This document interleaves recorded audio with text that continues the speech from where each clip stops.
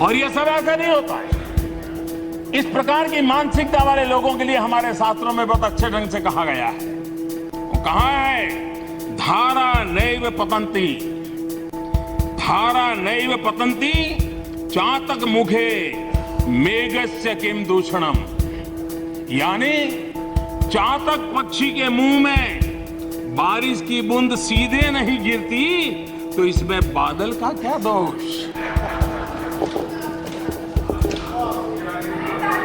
अध्यक्ष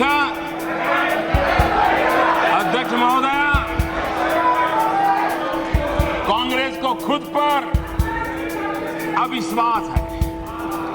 ये अविश्वास से गिरे हुए हैं।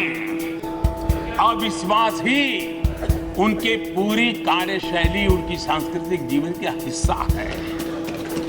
उनको विश्वास नहीं है स्वच्छ भारत, उसमें भी विश्वास नहीं। अंतर्राष्ट्रीय योग दिवस, उस पर भी विश्वास नहीं। देश के मुख्य न्यायाधीश, उन पर भी विश्वास नहीं। रिजर्व बैंक, उन पर भी विश्वास नहीं। अर्थव्यवस्था के आंकड़े देने वाली संस्थाएं, उन पर भी विश्वास नहीं। देश के बाहर पासपोर्ट की ताकत क्या बढ़ रही है, या फिर अंतर्राष्ट्रीय मंचों पर देश का गौरवगान कैसे हो रहा है, उस पर भी उनको विश्वास नहीं है। चुनाव आयोग पर विश्वास नहीं, ईवीएम पर विश्वास नहीं। क्यों? क्योंकि उनको अपने पर विश्वास नहीं है। और ये अविश्वास क्यों बढ़ गया? जब कुछ लोग, मुट्ठी भर लोग अपना ही विशेषाधिकार मानते थे, अपना ही विशेष अधिकार मान करके जो बैठे थे, जब ये जनाधिकार में परिवर्तित होने लगा तो जरा वहां पर बुखार चढ़ने लगा, परेशानी बढ़ने लगी। क्योंकि जब प्रक्रियाओं को प्रभावित करने की परंपराओं को बंद किया गया तो उनको परेशानी होना बड़ा स्वाभाविक था। जब भ्रष्टाचार पर सीधा प्रहार होने लगा तो उनको परेशानी होनी बहुत स्वाभाविक थी। जब भ्रष्टाचार की कमाई आनी बंद हो गई तो उनकी बेचैनी बढ़ गई, ये भी साफ है। जब कोर्ट कचहरी में उन्हें भी पेश होना पड़ा तो उनको भी जरा तकलीफ होने लगी है। मैं हैरान हूं, यहां ऐसे विषयों को स्पर्श किया गया।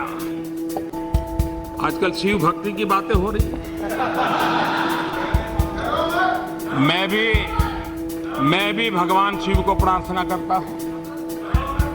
मैं 125 करोड़ देशवासियों को भी प्रार्थना करता हूं, आपको इतनी शक्ति दें कि 2024 में फिर से आप अविश्वास प्रस्ताव ले आए।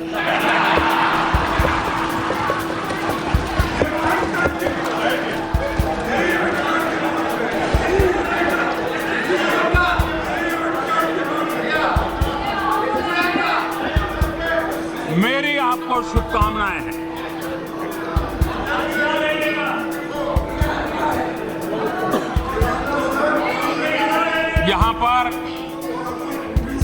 यहां पर डोकलाम की चर्चा की। मैं मानता हूं कि जिस विषय की जानकारी नहीं है, कभी कभी उस पर बोलने से बात बड़ी उल्टी पड़ जाती है। उसमें व्यक्ति का नुकसान कम है, देश का नुकसान हो जाता है।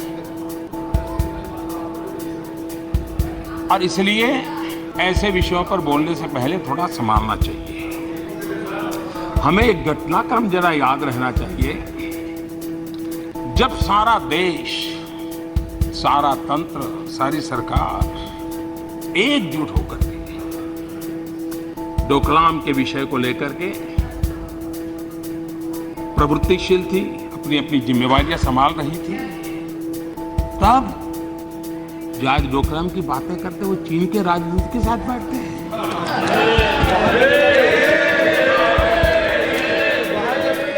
और बाद में कभी ना तो कभी हाँ, जैसे फिल्मी अंदाज में चल रहा था, नाटकीय ढंग से चल रहा था। कोई कहता था मिले, कोई कहता था नहीं मिले, फिर कहते थे मिले, फिर कहते थे नहीं मिले। क्यों भाई ऐसा सस्पेंस क्यों? मैं समझता हूं, और कांग्रेस प्रवक्ता ने तो पहले साफ मना कर दिया था कि उनके उपाध्यक्ष चीनी राजदूत को मिले ही नहीं। इस बीच एक प्रेस विज्ञप्ति भी आ गई और फिर कांग्रेस ने मानने के लिए मजबूर होना पड़ा। हाँ, मुलाकात तो हुई थी। क्या देश के विषयों को कोई गंभीरता नहीं होती क्या हर जगह पे बचकाना हरकत करते रहेंगे क्या? यहां पर राफेल विवाद को छेड़ा गया। दोस्तों, आपको ये वीडियो कैसा लगा और आपका इस बारे में क्या विचार है, ये हमें नीचे दिए कमेंट बॉक्स में लिखकर जरूर बताएं। साथ ही इस वीडियो को लाइक करें जिससे हमें और वीडियोस बनाने के लिए मोटिवेशन मिलेगा।